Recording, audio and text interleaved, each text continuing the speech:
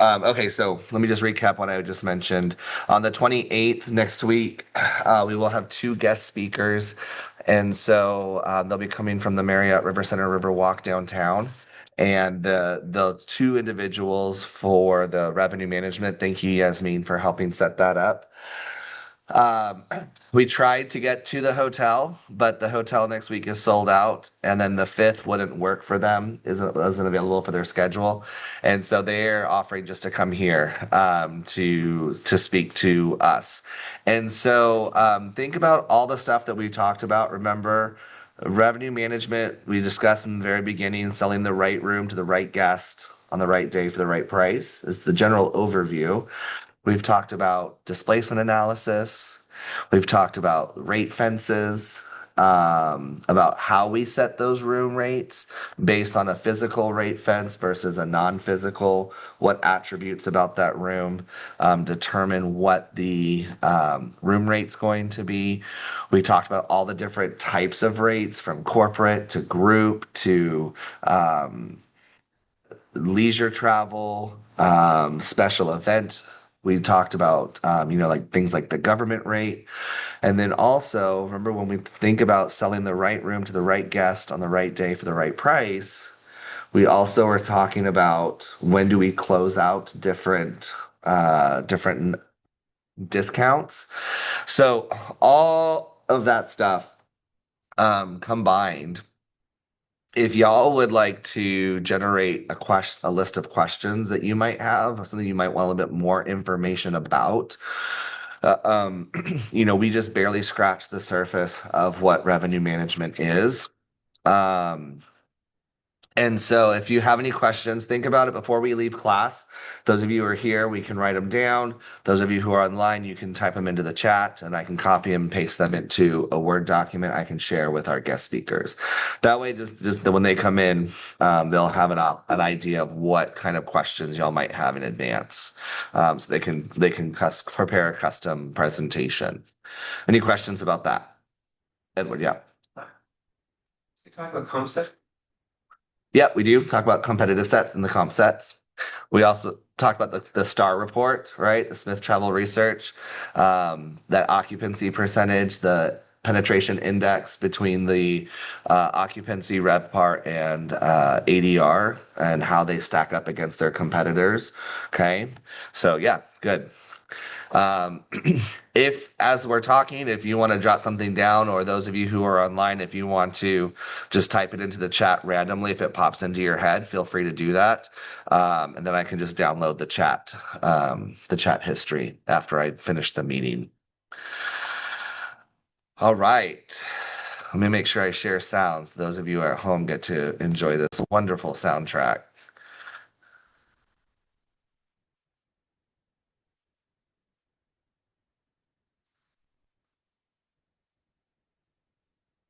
Let's host.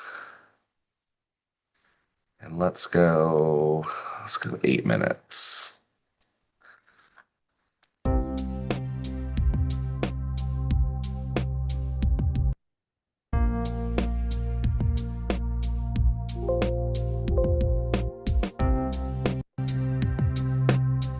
If you want to go ahead and get logged in, you can scan with your phone, scan the QR code, and or go to the web address and put in the code.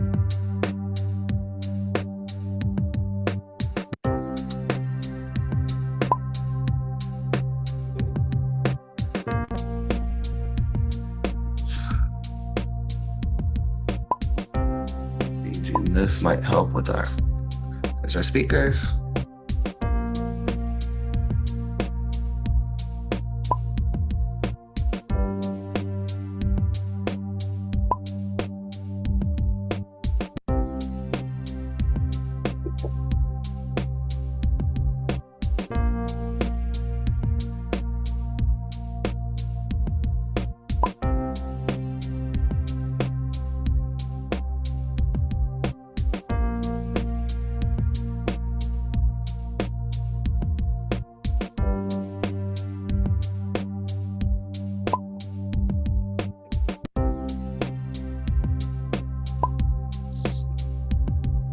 Seven, 8, 9, 10.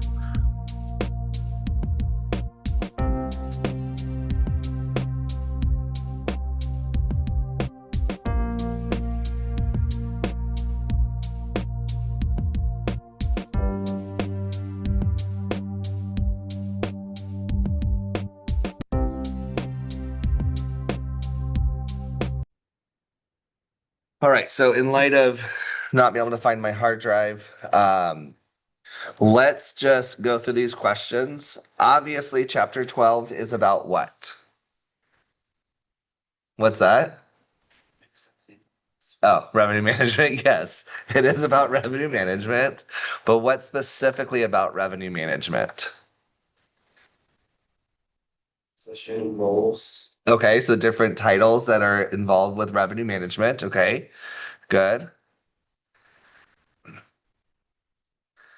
There's 5 questions that were related to what the overall topic of chapter 5 is all about. So yeah, the different types of systems that we use. Okay, so recommendation systems, we'll talk about that in this first question. What else? Has revenue management always been around exactly as it exists today? No. So what do you call that when something evolution evolves from time, right? So we're going to talk about those 4 stages of the evolution of revenue management. Okay, that's pretty much like the overall theme and topic of the chapter is how revenue management has evolved leading up to the types of systems that we have today. Okay, with technology, there's a lot of there's a lot of things that revenue management can do, a lot of reports that the systems can run and provide that data. So revenue management today, in my mind, is not necessarily about how well you can manage the rate, but also how can you analyze the data. So that might be a question somebody might want to ask is, what part of your job is data analysis and what part of your job is setting the room rates and managing the overall revenue. Um, but a revenue management recommendation system, okay? Um, can it make decisions for the property? Not a recommendation system. Now, there is a system that is equipped to make those decisions. Recommendation systems are pretty much there to give advice and recommend, right? So oftentimes you think about like the use of AI, the use of artificial intelligence, okay, using some kind of AI to analyze all the data that's out there. There is so much data, right? We can look at how our the guests that are staying in our hotel, what percentage of them are business, group, and leisure. We can also look at trends of the leisure of each of those groups over time. If you all think about if y'all think about when we went to the luncheon for Sala about ADR, RevPAR, and occupancy, right? They have been tracking that data for decades, and so they can see how that data line is trending. And even now, as we're looking at that data, we compare everything mostly right now. We compare pre-pandemic. So a lot of the things that we're comparing our data to today, we are looking at what we were doing in 2019 as that benchmark because we can't really use 2020. Obviously, things dropped off significantly. After 2020, 21, 22, there was a lot of revenge spending. So people that were just, tired of being cooped up because of the pandemic in 2020, they were spending a lot of money in 2021, 22. So things kind of went up, then went down again. And so now oftentimes people are always looking at where we were in 2019 to track the trend of our data where we are today. Those recommendation systems allow us to analyze that massive amount of data. Um, and so, what data points that our guest speakers look at would be a good question to ask if you want to jot that down. Um, the following capability of a revenue management system, it was all of them. Okay. All of them were correct. that data management system, that revenue management system can help us forecast. It can look at that past data and predict and help us forecast. It can help us with all the data that we get from analyzing our comp sets. And then also help with that budgeting aspect of it. So allows us to make sure that we are charging the right room to the right guest on the right day for the right price. Um, with this system, it's important to know, again, with that recommendation system, it's important to note that this system is technology. Okay. There's no human factor involved with that. So there still needs to be some human factor because this technology is only analyzing the data and making a recommendation solely on data. Okay. Is that technology living in San Antonio, downtown San Antonio, or wherever your market is? No. So the people, the revenue managers that are there, still need to be able to understand, how do I take this recommendation the system is giving me? How do I merge that with what I know is happening in my market to make an educated decision on what I want to do? Okay. Um, it's like when I tell my students in the cost control class, when you use your calculator is going to give you the exact answer. So when you're calculating how much to sell an item for, if your calculator comes back at 12.67, are you going to sell it for $12.67? No, that's a really weird number. You might bump it up to 12.75 or 12.99, right? And so just because the tool gives you a recommendation or an answer doesn't mean you necessarily have to go with that. It just kind of gives you a baseline of where you want to start to ultimately make your decision. Okay. The revenue management system with technology allows us to have that single image inventory. Okay. Single image inventory is what? Remember from the questions? What is single image inventory? What does it provide? Real-time picture of your inventory. Exactly. A real-time snapshot of what we have right now. Okay. Our room system allows the front desk to see what we have in real time. The revenue management system allows the revenue managers to see what our inventory is at that time. So I can look and see, what does my inventory look like on Saturday? Okay. I have a real-time picture of what is happening right now at 11:28 on Tuesday. What does my inventory look like in on Saturday? Okay. Are there any events coming up this weekend anybody knows about? I mean, obviously it's Fiesta. It's the second weekend of Fiesta. Duh. Right? So this is Fiesta week, the second weekend of Fiesta. So we've got what on Friday? What's happening? What's the major event for Fiesta on Friday? Don't feel bad. I didn't know any of this before I worked in hotels either. Probably got some comfort. Okay, why do we not have school on Friday? The Battle of the Flowers. There The we go. Thank you, Latasha. Right? So we have Battle of the Flowers parade that happens downtown. Okay. That's on Friday. the band competition. Yep. And then we also have Saturday night is the Flambeau Parade, which is the night parade. So this second weekend of Fiesta is one of our largest, should be one of our largest and busiest weekends. When I worked at the La Quinta Hotel downtown, I remember, I'll never forget this. This was 2009, way, way, way back when. And I was doing my practicum I was a student at St. Philip's. I was doing my practicum at the La Quinta downtown.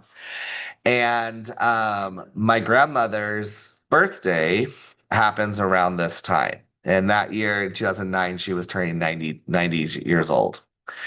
So it was a big deal for my whole family to go up to South Dakota, and I was going to miss the second weekend of Fiesta. And again, I had no idea what that meant because I didn't really do Fiesta.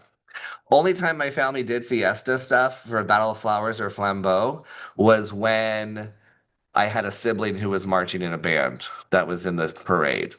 Or like when I was in the Boy Scouts and we would sell seats and we'd have to go set up the seats and tear the seats down and volunteer. Right. Those are the only two times I ever went to Fiesta growing up. It was not really a family tradition. So, anyways, so I put my request in and my AGM, assistant general manager, she said, okay, I'm just letting you know that this is a request. It's not a guarantee that you're going to be off that day. And I was not a very good employee. And I looked at her and I said, I guarantee you that I will be celebrating my grandmother's birthday in South Dakota and not behind a front desk during Fiesta weekend. It was the only derogatory remarks I got on my evaluations was I was very not structured or not, my time was, uh, my schedule was inflexible. So, but I was like, I'm not gonna sit. So sometimes now, I probably shouldn't be recording this, but whatever. It is being recorded. We'll just finish this story. Sometimes personal lives, and now take this from two different perspectives. You're an associate right now, and hopefully one day you will be a manager. Okay. So, from an associate's perspective, yes, it's important to be in and working and being at the job where you're trying to move up. But we also have milestone occurrences where it's important that you don't give those things up, right? Your grandparents, your parents, whoever is only going to turn 90 once. And so, from a manager's perspective, now put your manager's hat on when an associate comes and recognize that your associates also need to have that kind of work-life balance. And I will say that in our industry, we have become a little bit more, at least from my perspective, we have become a little bit more understanding of that work-life balance and the importance of that work-life balance. So, I don't know how we got off on that tangent, but oh, I know why, because this is the second weekend of Fiesta. So, second weekend of Fiesta at the La Quinta, our normal rate was like 109. And then for the second weekend of Fiesta, our rate was going to like 299 for the same room, right? Right room to the right guest and the right day for the right price. We also had a corporate rate because we are right across the street from HEB corporate headquarters. And so we had a corporate rate of HEB was $85. It didn't matter what our best available rate was. If that person brought in their HEB name badge and their most recent pay stub, they would qualify for that $85 rate. Didn't matter if it was the president, CEO of HEB, or if it was the person who stocks the shelves overnight.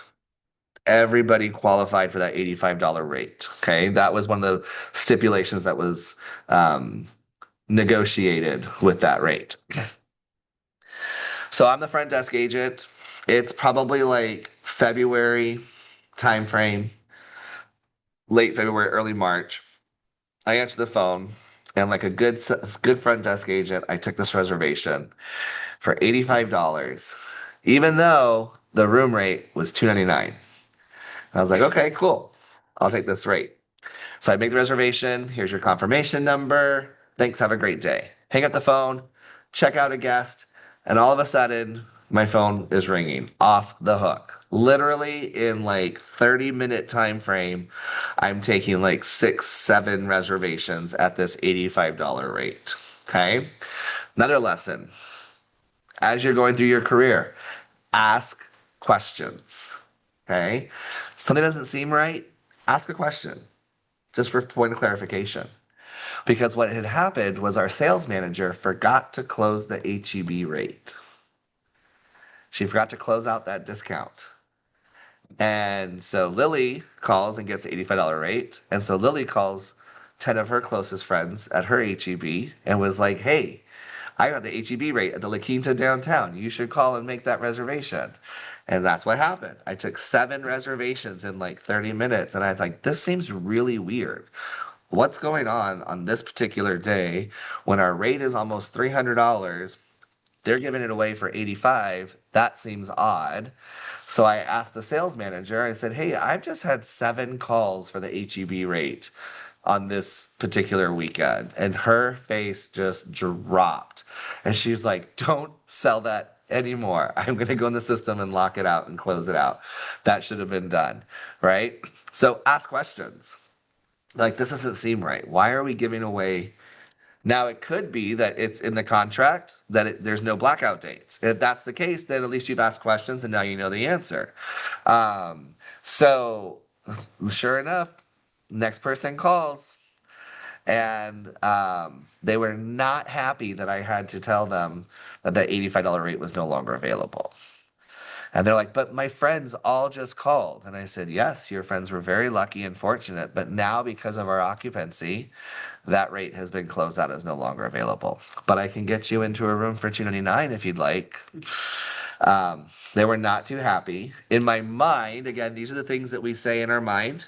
We don't actually verbalize to the guests. Okay. I'm like, just charge all of the 10 people you're going to cram into that room $10 each, $20 each, and you got your room covered. Like, I know you're going to put more than 4 people in that room because you're just going to be cramming people, and that's what people do during Fiesta. That was a very weird tangent about closing rates. Yes, thank you, Edward. Thank you for closing that conversation and closing that loop. All right, so a single image inventory is great. Sometimes we also might know, as the more that you do your the more that revenue managers work or salespeople work in their positions and they get to know their individual hotels, you get to know what the booking patterns of your guests are. And so, if we're a week out, but traditionally people in the market don't book until, bless you, until 3 or 4 days out, well, I'm not going to change my rate yet. I'm going to hold my rate. And then if I get 2 or 3 days out and my occupancy hasn't changed, well, then yeah, maybe I might consider tactically changing my rate to try to get more people into my hotel. If I decide to change my rate, to lower my rate, what formula should I use? We talked about in class.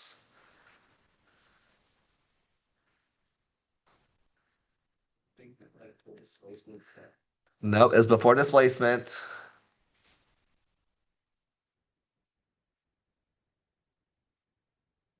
Anybody online want to chime in?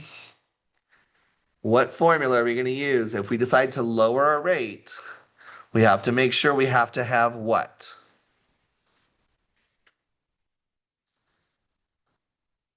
Give you a hint with the initials.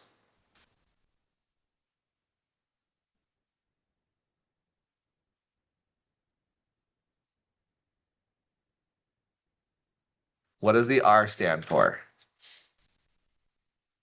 Revenue. Thank you, Lily.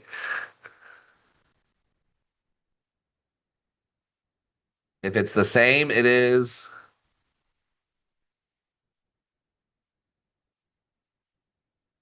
You have 2 people that are twins. They are identical.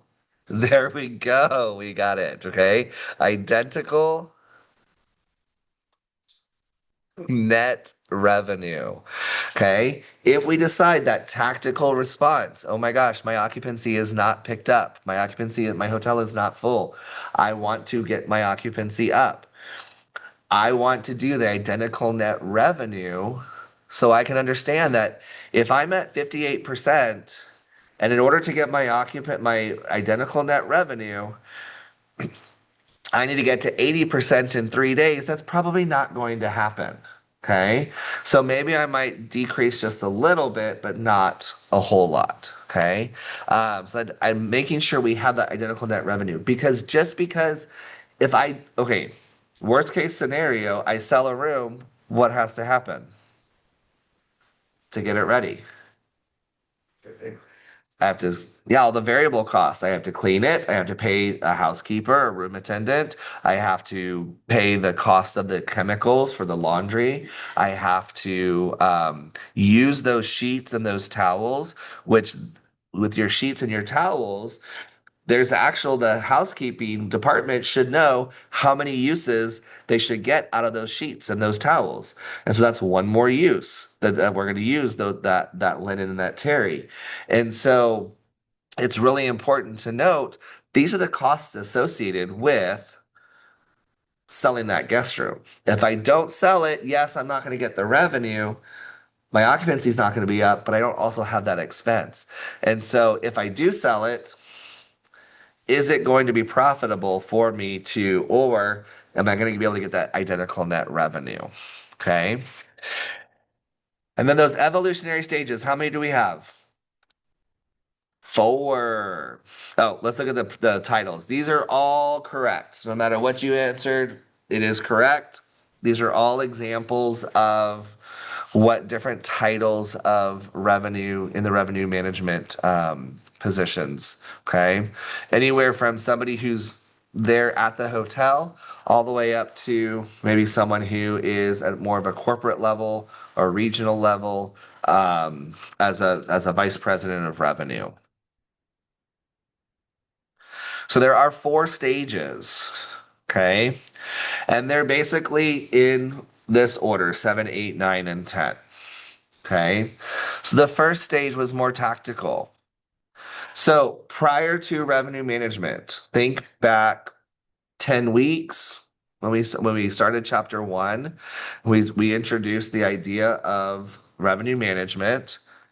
We had a term for the different rates, and the first term was the rack rate. Why did we call it the rack rate? Anybody remember? So that's the rate that we want to get, right? That's the maximum that we can charge for the room. That is the rate that we want to get. Every other rate that's less than that is a discount off of our rack rate. Okay. But why do they call it the rack rate? Anybody remember? It was a rack. There was a rack that had a bunch of pieces of paper in it, and room 1 had that piece of paper, and you walked over to that rack and you got that rate, and like, this is the rate for room 1. Okay. Everybody close your eyes for a moment. Remember or think about a world before computers, before technology, before fax machines. Okay. It was a long, long time ago. Actually, it wasn't that long ago, but that's how people would, okay, you can open your eyes again. That's how people would make their reservations. They would walk in, there'd be a rack on the front desk, and they needed a room, and this was the rack rate. Okay. And so once we realized with technology being introduced, now we can make reservations a little bit further out. We don't have to rely on just walk up or walk in reservations and walk in traffic. We can start using that concept of yield management. Our product is perishable. If we don't sell today's room today, I cannot sell it tomorrow. Once midnight happens, once I close business for the day, I've lost the opportunity to get that revenue for that room. And so now that we're thinking out further, okay, now, this weekend we have a big event happening. So I'm not going to just charge my cheapest rate. I'm going to change my rate a little bit. I'm going to charge a little bit more because the supply of my hotel is shrinking as people make more reservations. So my supply is getting smaller. The demand is getting larger. More and more people are wanting to stay at our hotel. And so as a result of the supply shrinking, the demand growing, we're going to be charging more. Okay. So originally that revenue manager was more of that tactical. Let me just change these rates in the short term. And they reported to that front office manager. Second phase, they had a little bit more responsibility. They were promoted to that management level. So they were on the same level as a department manager. Okay. Third stage, they get a little bit more influence, and they're actually now part of the strategic plan. Okay. So with the hotel leadership, probably the director of sales and marketing, the GM, probably the operations manager, which oversees housekeeping and front office and the rooms division. Um, and that revenue manager and the leadership, the executive leadership of the property are all coming together to develop that strategic plan. Okay, sales. You have X number of rooms you need to fill during this time. And you cannot have more rooms because this other time is when we have um, our big leisure time, our big vacations. And so we can't really sell groups during this time. And or salespeople. We have a business travel salesperson, and their job is to go out to large companies to develop those corporate accounts like the HEB $85 rate back in 2009. Somebody had to sell that contract to that company, right? We have airline contracts that we guarantee we're going to have X number of rooms available for airline staff, um, flight attendants, pilots, etc. And they're gonna guarantee those contracts. But because they're gonna guarantee 15, 20 rooms, depending on what your percentage of your hotel is, because you're gonna guarantee those rooms are gonna be available 365 days a year, you're going to be selling those rooms at a very discounted rate. They want the best rate possible. Okay. And so that revenue manager comes in and takes a look at what is our overall hotel strategic plan. Do we want to this year? Do we want to increase the number of our leisure and maybe our social events like weddings and quinceañeras and bat mitzvahs and family reunions? So if that's our sales goal, then how does revenue management fit in to help achieve that strategic plan? And then finally, in that late stage, stage four, revenue management really is on that executive level. So they are in those regular executive meetings with executive leadership of the hotel, probably looking at the pace of rooms, how we're doing compared to what our budget said we wanted to do. How are we doing comparing to that? So as a result, a revenue manager is not just about selling the right room on the right place, selling the right room to the right guest on the right day for the right price. Okay. They're not just about setting that rate. They also have to explain and present that information to maybe people who don't understand revenue management. They may have to simplify it to a point where hopefully everybody at the executive level of the hotel will be able to understand the jargon and the terminology, but you have to be able to present that data of this is the decision we made, this is why we made it. Okay. And so presentation skills is important for a revenue manager. Um, Communication, not only in that presentations, but also written communication, verbal communication, helping our team members understand what we can do as far as upselling and upgrading. What is the difference between upselling and upgrading? Something is like getting them to buy. Okay. Reading. Yeah. So upselling, like Lily said, you're getting them to buy something. Okay. Oh, Mr. and Mrs. Jones, I see that you're here with your three children for 4 days. For $20 more per day, we can get you into a junior suite. Okay. Versus the standard guest room that they have right now. Provides a little bit extra space. There's an extra, you know what? Mr. and Mrs. Did I say Jones or Smith? I don't remember. It's one of the Jones. Okay, thank you. Mr. and Mrs. Jones, this junior suite actually has a door you can close to your bedroom. And so you can have two completely separate spaces. And so for $20 a day, $80 total, plus the taxes and fees, you can upgrade, right? So that's right, that's upselling. Upgrading, we get no additional revenue for. Okay. So if somebody comes in and like, so for example, with Hilton Honors, I am a diamond member. And so I get that upgrade as part of my status with Hilton Honors. It's not always guaranteed. It should be guaranteed, but it's not always guaranteed they're going to have an upgrade available to give everybody. But so upgrade. Um, we as a revenue manager can maybe work with our front office manager to help train our staff to know the difference between upselling and upgrading. If I notice that a lot of my rooms, my higher end rooms, are being upgraded with no additional revenue coming in, that may be a conversation we want to have with our front office and say, okay, why are we continually giving these people or these guests upgrades without any upselling? And so maybe our front desk just doesn't know the difference, and maybe they don't know how to upsell. Okay. Because how many of y'all have experienced where you're being upsold, right? Someone's trying to sell you something and you're not having it and they're really awkward about it. It takes somewhat of a little bit of a skill to upsell somebody to help them understand. I remember one time, 2007 or 8, I can't remember when it, no,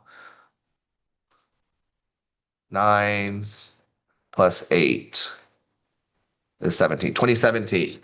I went to California for the first time ever, and the sales agent at the Enterprise rental car, she was just having conversation. Oh, what brings you to California? While she's looking at reservation.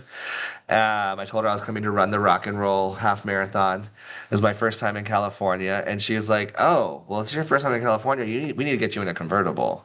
And I was like, you know what? You're right. You do.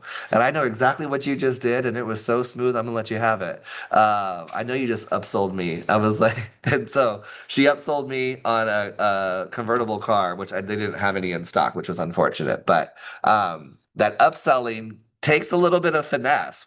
Otherwise, it's just really awkward, and they always just say no. Um, so it takes some training to do that. Um, all right. Any questions about the evolution of revenue management through those 4 stages?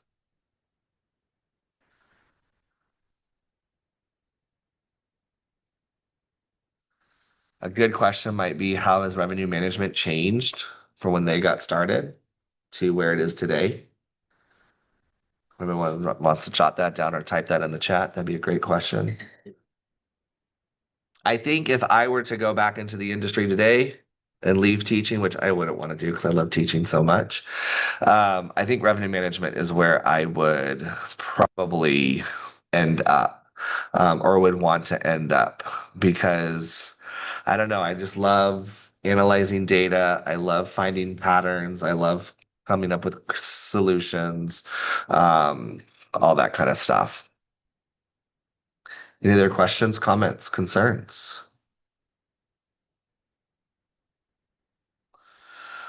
All right.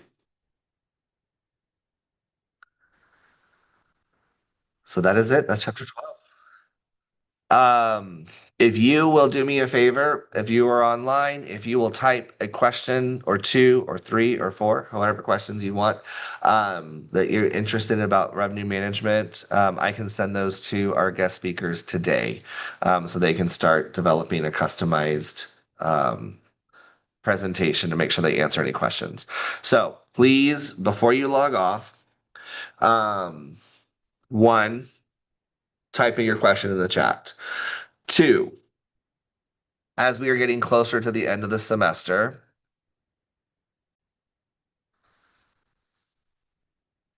here is the student survey. Okay. This student survey is accessible through your Alamo College's email address. Okay. You should get reminders through your email address. In my classes, I put it right here in the main menu, right under the home, so that you can access it. Okay. This closes on May 10th. It does not reopen. This is a college thing, so I cannot reopen it. But what I would really appreciate is that if you would take time today to complete this survey. Okay. This is your opportunity to practice constructive criticism. Okay. You can't just say Miss Humancy's class sucks. You have to tell me why it sucks. You have to tell me what I can do to make it better. Okay. So with that, you have to, when you're giving that constructive criticism, you want to identify the problem and then maybe offer some solution to it so that in the future when you're working with your associates, identify what that problem is and then let's figure out some different solutions. I look at these reports after the semester is over. I get the report once the semester is closed. I've put your final grades in, and these are anonymous. Okay, so please don't say, "Hey, Mr. Minsky, this is Lily." Okay, just the surveys are anonymous. You can answer how you'd like. I do take this feedback seriously. It helps me improve the class for the next time. So if there really is something that I could have done better, please let me know.